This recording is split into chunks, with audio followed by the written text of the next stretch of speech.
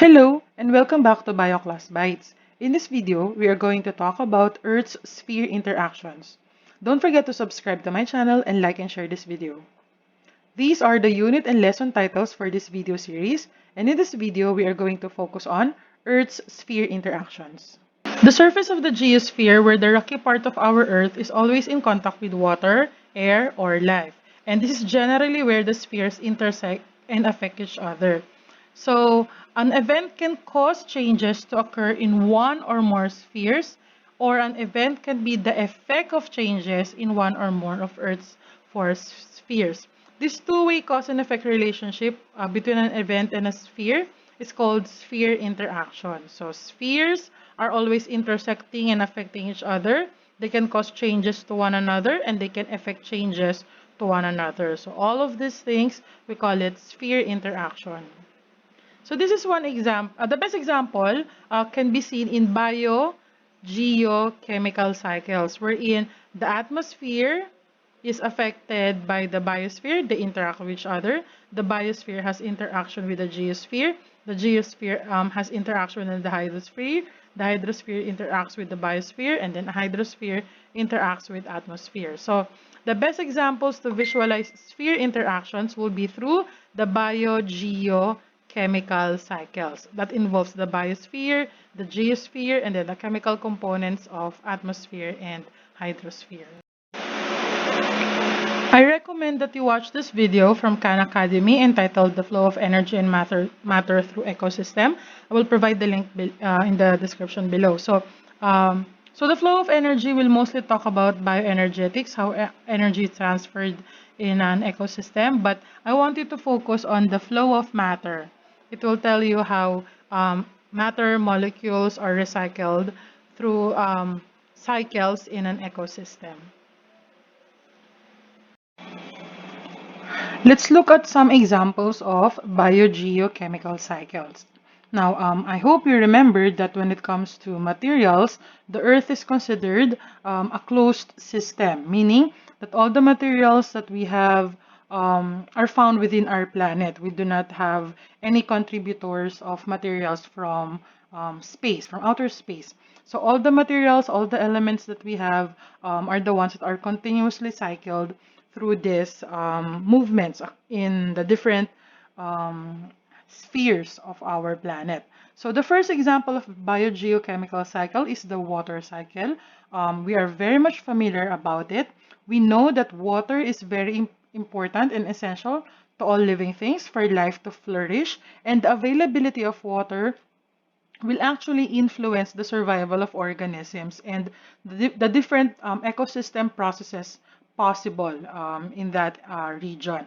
Okay, so all organisms are capable of exchanging water directly with their environment, and the ocean contains 97% of the water in the biosphere. So just a recap, these are the major processes of the water cycle. So we are familiar with evaporation of liquid water with the help of solar energy. Okay, so evaporation from liquid water to water vapor. Okay, and so they will be condensed into clouds. Okay, and if the clouds become too heavy and they have accumulated a lot of water vapor already, then there will have precipitation. And we have several forms of precipitation. We're familiar with rain. We also have hail, sleet, and snow. So if the precipitation happens over the ocean, then the water will just return to that body of water. But sometimes the clouds are carried on by the wind and they move over land by wind, and that is where the precipitation could happen. So the precipitation will be returned back into the bodies of water. Okay, they will return back to the bodies of water to complete the cycle. Now, we also have transpiration of terrestrial plants. Um, they also move large volumes of water into the atmosphere. So that's the escape of water molecules from the plant's stomata. So this is the water cycle.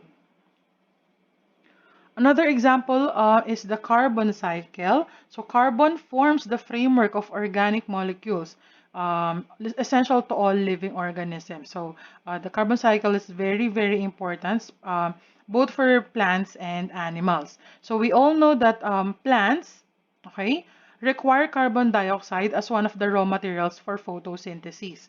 So they capture the carbon dioxide in the atmosphere, and together with water, the green pigment chlorophyll, and solar energy, they perform photosynthesis to produce food in the form of sugar and give off oxygen and water as byproduct. The major reservoirs of carbon include fossil fuels, soils, and sediments of aquatic system. Plants, of course, since they capture carbon dioxide, are important reservoirs of carbon as well. So after photosynthesis, now the plants will give off oxygen, and then the consumers, the animals, and other organisms will now utilize oxygen to break down energy in the food that they eat through the process of cellular respiration. So they take in oxygen, and now the consumers will now give off carbon dioxide as the byproduct of cellular respiration to return carbon dioxide back into the atmosphere. Okay, so that's the cycle of carbon dioxide. Now, human activities also add up to the contributors of carbon dioxide in the atmosphere, such as burning of fossil fuels, okay, and wood. Okay, they are adding significant amounts of carbon dioxide in the atmosphere. Now, and then note, volcanoes are also substantial source of carbon dioxide. Next will be the nitrogen cycle. So the nitrogen is a part of amino acids. So those are very important molecules for living organisms, proteins, and nucleic acids. Okay. So plants can assimilate or use inorganic forms of nitrogen. So those are in the form of ammonia and nitrate. Okay. So the main reservoir of nitrogen is the atmosphere. Okay. Which is 80% made up of 80% free nitrogen gas.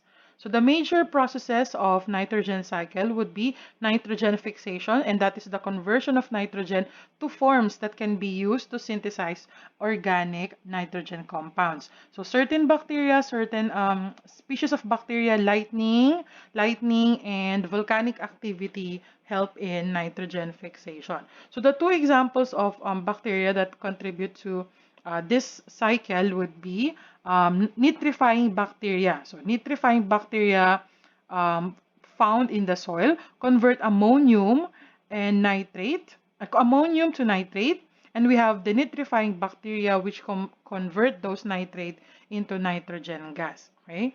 And then it's returned to the ecosystem to be used by the living organisms.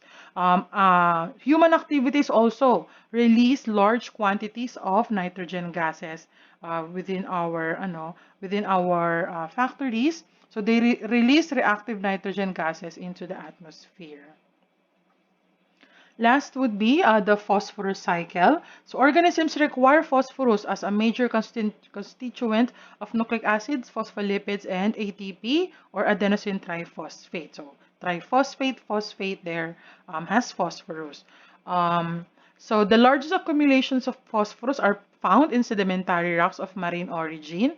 Okay, so those planktons that are found in bodies of water eventually contribute the phosphorus into the sediments that form at the bottom of bodies of water. Now, through geological processes, sometimes those sediments over millions and millions of years will undergo geologic uplift.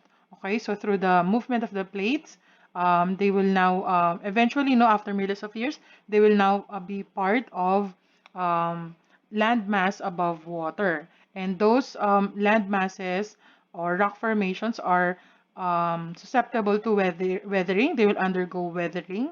And eventually, the weathering of the rocks will return the phosphorus back into the sediments, okay, back into the water. So the broken down of phosphates in bodies of water could eventually be taken up by plants. Okay, they take up phosphates. And then when those plants are eaten by consumers, the phosphates are then transferred or are then now captured by consumers. And when those consumers excrete their waste, or when they die, they return the phosphates back into the soil to be decomposed by decomposers. Okay? So how do we measure sphere interactions? We look into their area of effect. If the interaction only occur as results of floods and of events such as floods and forest fires, and they only impact a small region, we just call it a local area of effect. Okay, so the flood, for example, for floods, they can only travel for so many miles, while trees that are only affected are those ones who got burnt in that area. On the other hand, effects of huge events such as El Nino or ozone depletion can cause worldwide area of effect, or worldwide effect to different parts of the globe. So area of effect can be either in a local region such as floods and fires, forest fires, or it can be worldwide such as ozone depletion, El Nino, climate change, and such. So where do we see the interaction of the different spheres of our planet? So the shoreline is an obvious example for that. So we see here ocean waves, which are part of the hydrosphere.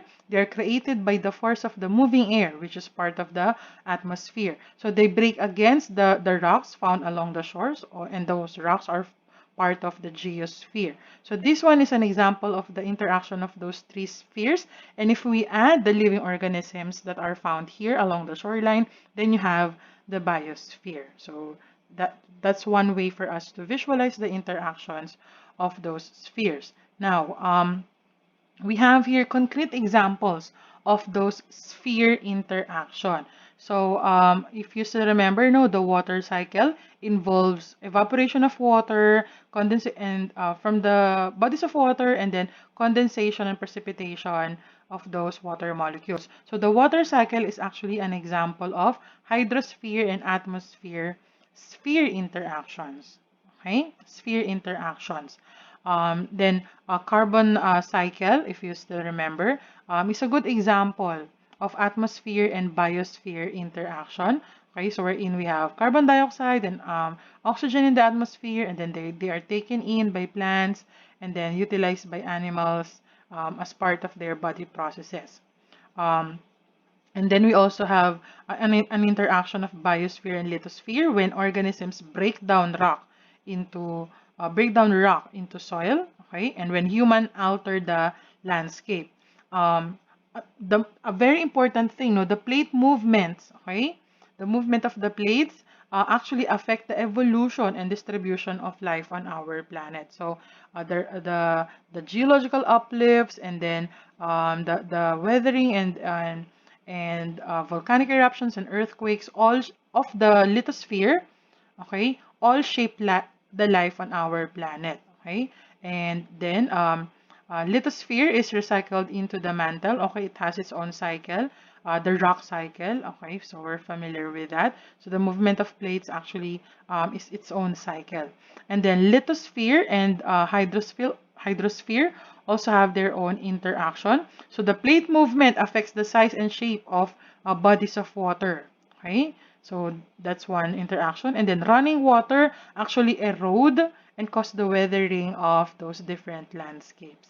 Okay, so these are concrete examples on sphere interaction and how they affect one another. So we have here also hydrosphere and biosphere.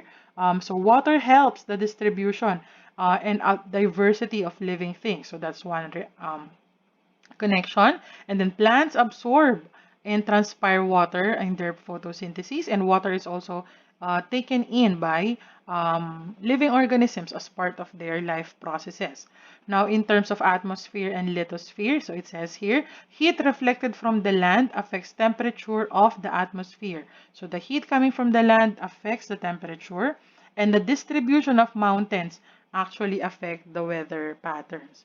So these are good examples on how each sphere interacts with each other. So let's try to complete the table below with the correct sphere interactions. Okay, so I have answered 4 of this. The rest, that could be part of your assignment. So for examples of atmosphere and atmosphere interaction would be changes in weather. An example between geosphere and geosphere interaction would be the movement of the plates, okay, along the lithosphere, along the asthenosphere. Interaction of hydrosphere and another hydrosphere will be wave action, or the creation of waves and the interaction of waves. And then biosphere and biosphere, of course, the best example for that interaction would be reproduction. So try to look for other examples of atmosphere and geosphere interaction and write it here. Atmosphere and hydrosphere here. Atmosphere and biosphere. Try to write that here. Okay? And then try to complete this table. So here's another example of sphere interactions. So here, just one event can actually show us how all the four spheres can interact with each other. So for example, volcano. So volcanoes, considered an event in the geosphere, volcanic eruption releases a large amount of matter into the atmosphere. So that's the first interaction. Geosphere into interacting with atmosphere. So these particles serve as nuclei for the formation of water droplets in the sky. So geosphere also now interacting with hydrosphere in water cycle. So once that rain falls, so hydrosphere, um, um, so the rainfall actually increases. So when it falls, the rain increases, often increases following an eruption. So stimulating plant growth. So hydrosphere. So from geosphere to atmosphere to hydrosphere. Now we are seeing the effect on biosphere because of plant growth. And particulate matter in the atmosphere falls out, initially smothering plants. So they could either stimulate plant growth, or in some cases smother plants or kill them. But ultimately, it enriches the soil. So from volcano, geosphere to atmosphere to hydrosphere to biosphere. Now we're back to geosphere. And now also enriching the soil will therefore stimulate plant growth. So yun, biosphere again. Now let's look into, so this is a natural event, a natural catastrophe, natural um, occurrence. Now this is an example of a man-made sphere interaction, creation of dams. So humans, so that's part of biosphere, build the dam out of rock materials. So rocks are part of the geosphere. So water in the lake, okay. So dams hold off water, right? So water in the lake, so that's hydrosphere, seeps into the cliff walls, becoming groundwater. So rocks that seeps behind the dam becomes part of the geosphere, or the top of it could evaporate into the atmosphere. Humans, so that's atmosphere. So humans, biosphere, harness energy from the water, hydrosphere, by having its spin turbines, which materials are made up from the geosphere to provide electricity. So just one event can actually show us different sphere interactions. So this one is a natural event, this one is a man-made event. So how about the following? Try to identify the sphere interactions present in these pictures. How do geosphere, atmosphere, biosphere, and what's the other one? Geosphere, biosphere, atmosphere, hydrosphere interact in this image? How about in this one? How do the four interactions are shown here? How about in this one?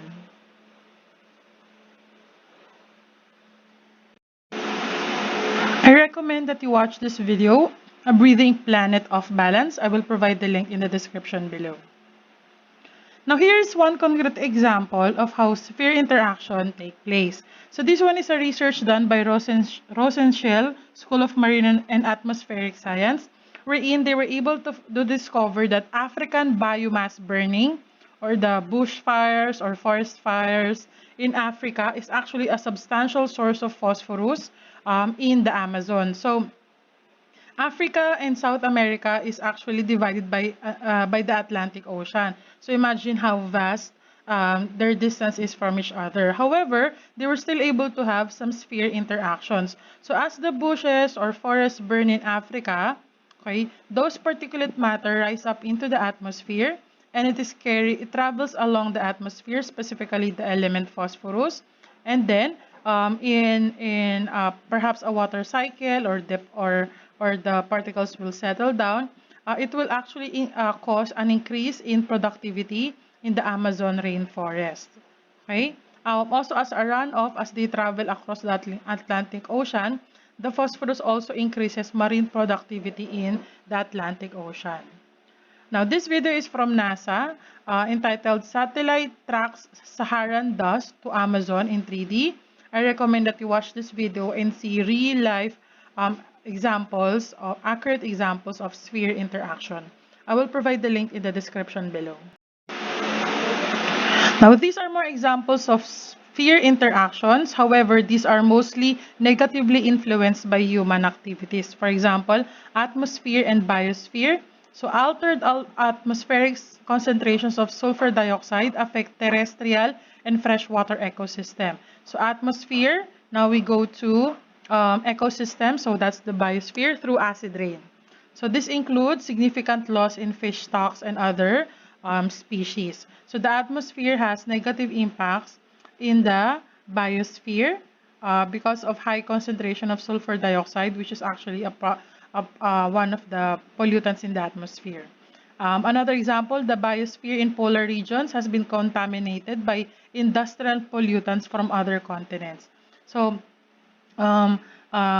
so the polar regions really do not much have of those pollutants. They come from the ones at the lower regions or lower continents, but the contaminants have reached the polar regions and have contaminated the biosphere there. Other example would be atmosphere and hydrosphere. A portion of anthropogenic, so it comes from human activities. Anthropogenic, human. Anthropogenic CO2 emissions are absorbed by the oceans annually. This reacts with the water to create carbonic acid, making the ocean more acidic. So the carbon emissions in the atmosphere affects the pH level of the hydrosphere or of the water. It turns them into more acidic water. Okay, and we all know that certain organisms cannot tolerate acidic water and they would die in the process. Let's look at this other example. Atmosphere and geosphere, as much as 90% of permafrost, so that's a permanently frozen soil, permanently frozen land in the colder regions, may thaw and disappear by 2100s, releasing CO2 and methane into the atmosphere. So as climate change continues, as global warming continues, the frozen ice in the permafrost may thaw and release more carbon dioxide into the atmosphere. Okay? So the best way to see the negative effects of sphere interactions is by looking at humans' ecological footprint. So we define an ecological footprint as everything we need to consume, everything that we take from the environment that sustains our lives and our lifestyle. So that would include forest products, carbon footprints from the carbon emissions of our transportation and other sources, cropland. Okay, we consume cropland. We utilize the land. We use fertilizers, and then they run off into the water, contaminating the water. Pasture. Okay, the methane emissions from all the waste coming from this livestock. Built up land. Okay, we use up all natural habitats to build our homes, residential areas, commercial areas. Then fisheries. We also take products from the seas, and we use them. Sometimes we use them for travel and all that. So an ecological footprint measures how much you consume and how much waste you leave behind as you go on through living on this planet. For more visible sphere interactions, I recommend that you visit NASA Visible Earth. This is a catalog of NASA images and animations showing us more direct sphere interactions. I will provide the link in the description below. A new field of study emerged out of studying sphere interactions, and that is called the Earth System Science. So the basic system science studied and developed all levels of education and found its application in Earth system science. So here they focus on interactions between the Earth subsystems to give us a more comprehensive picture of the different processes of nature that we can see by applying natural sciences, chemistry, physics, biology, and mathematics. The proponent of Earth system science was actually a Russian-Ukrainian scientist named Vladimir Vernadsky, who saw that the biosphere is actually a geological force living and developing into different forms of life. So, um, Verdansky noted for his hypothesis that life is actually a living force, and it actually is very much involved on how it shapes life on our planet.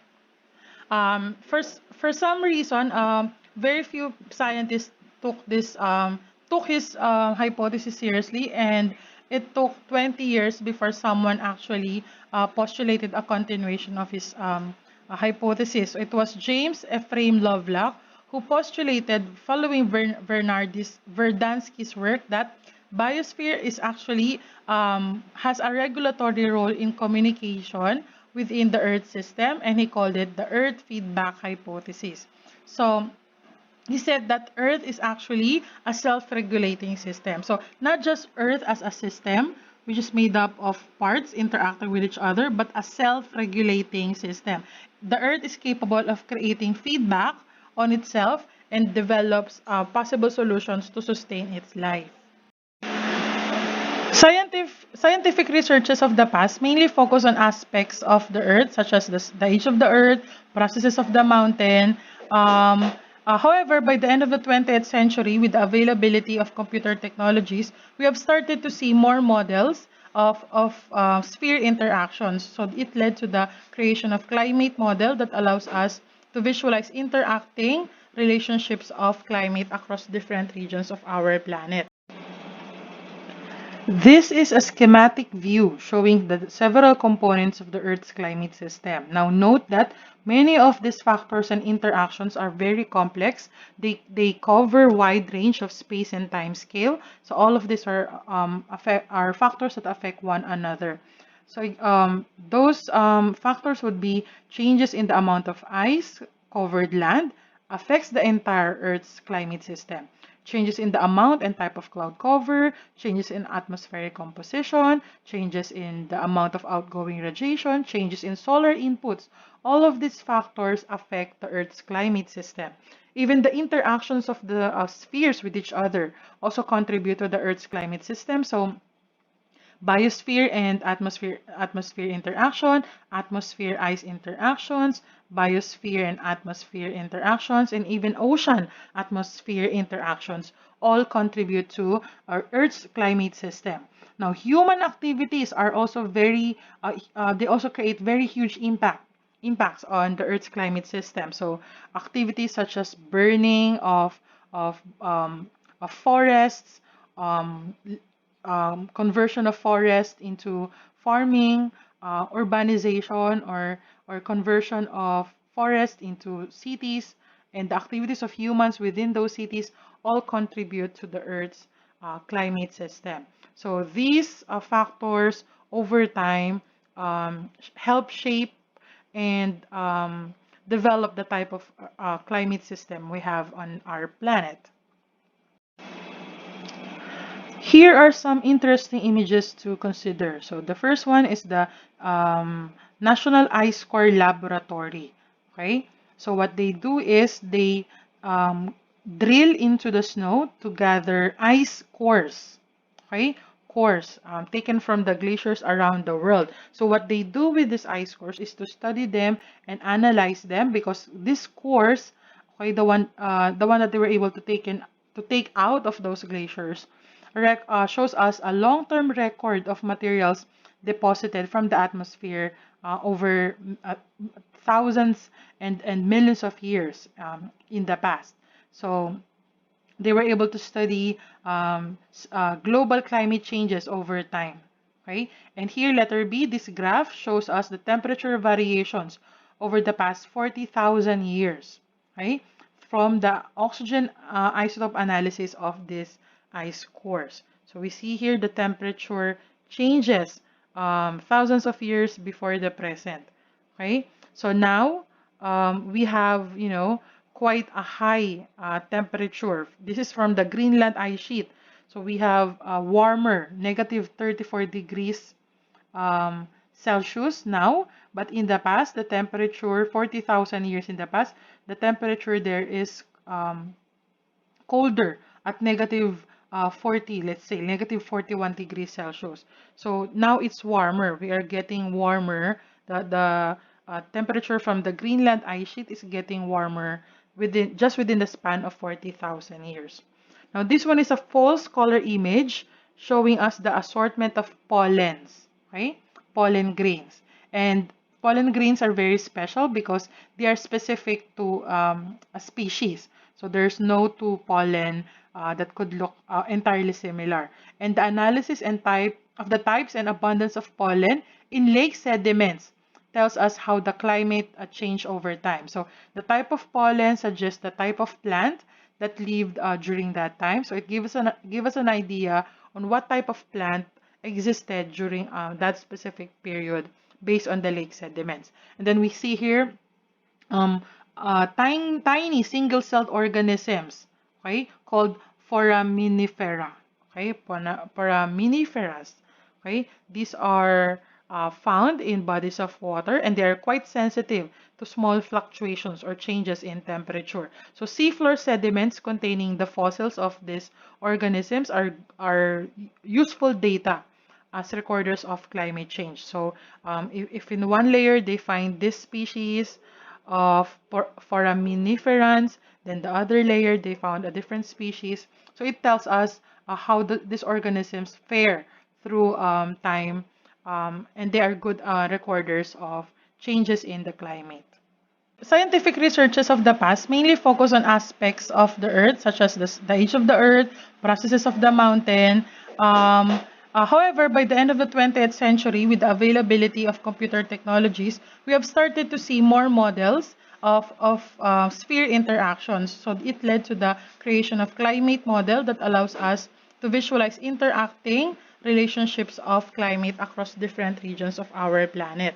So, one of the offshoots of Earth system science was the creation of the Gaia Hypothesis, also known as the Gaia theory or Gaia principle. It proposes that organisms interact with their inorganic surroundings on Earth to form a synergistic, self-regulating complex system. So it says that organisms are actively interacting with the Earth, actively communicating with the Earth, actively participating on Earth processes that helps to maintain and perpetuate life on our planet. So Earth is not just a ball of land floating through space. It is actually a living force that interacts with the living organisms to sustain life. So the Gaia hypothesis posits that the Earth is a self-regulating complex system which involves the four spheres and interacting together, tightly coupled as an evolving system. The hypothesis contends that this system as a whole called Gaia, so the Earth called Gaia, actually Gaia is the Greek it's the Greek name or it's the name of the Greek goddess of Earth, and it's according to them, Gaia as a whole seeks a physical and chemical environment optimal for the survival of life. So Earth is a living, conscious, complex, synergistic, self-regulating system. Gaia hypothesis was formulated by James Lovelock and was co-developed by microbiologist Lynn Margulis. So Lynn Margulis was an American evolutionary theorist and biologist and was the primary modern proponent for the significance of symbiosis in evolution. So Margulis and Lovelock both propose that the Earth is this synergistic organism whose main goal and task is to preserve life on our planet. Now, please note that Lynn Margulis is also a very noted biologist in the study of life on our planet. She proposed the endosymbiotic theory, in which simpler organisms, in the past, no, simpler versions of organisms assimilated with one another to form a more complex organism, and that's mostly how life on our planet began. Okay, so her two fields of study, Gaia hypothesis and the endosymbiotic theory, are very noteworthy contributions. I also recommend that you watch this interview, okay, from this video entitled James Lovelock Explains Gaia Hypothesis on the Sacred Balance. I'll provide the link in the description below. Gaia hypothesis also influences a lot of fiction. So one example here would be the game Final Fantasy VII, okay, in which these characters are very much aware of their interactions and communion with their physical planet.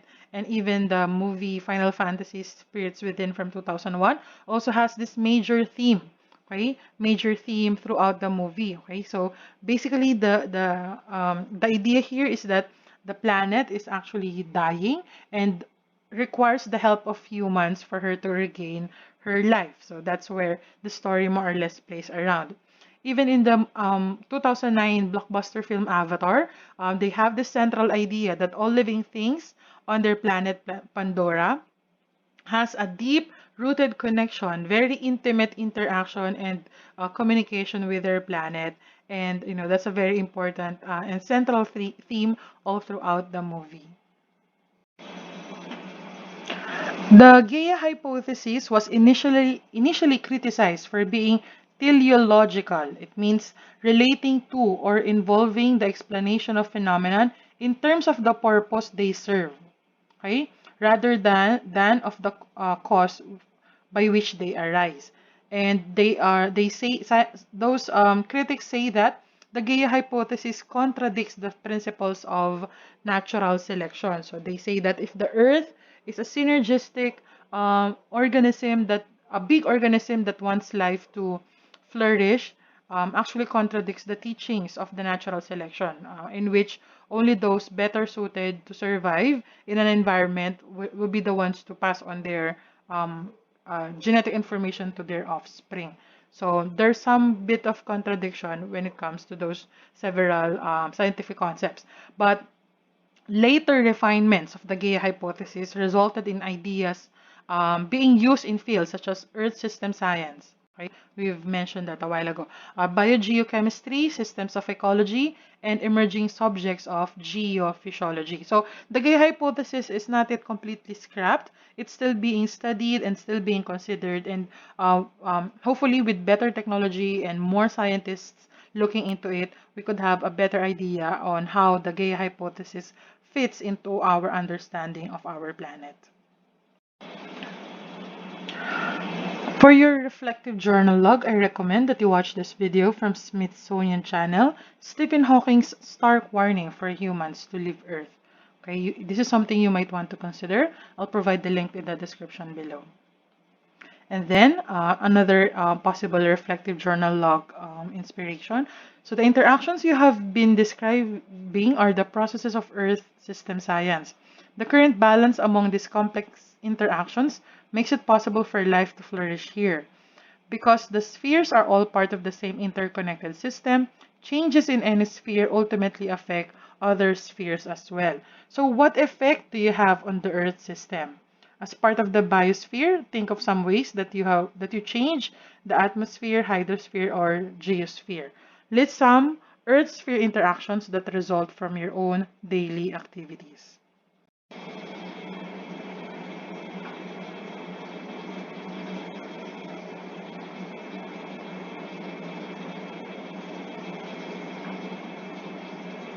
That ends our video. I hope you learned something new. Don't forget to subscribe to my channel and like and share this video. Till next time, goodbye.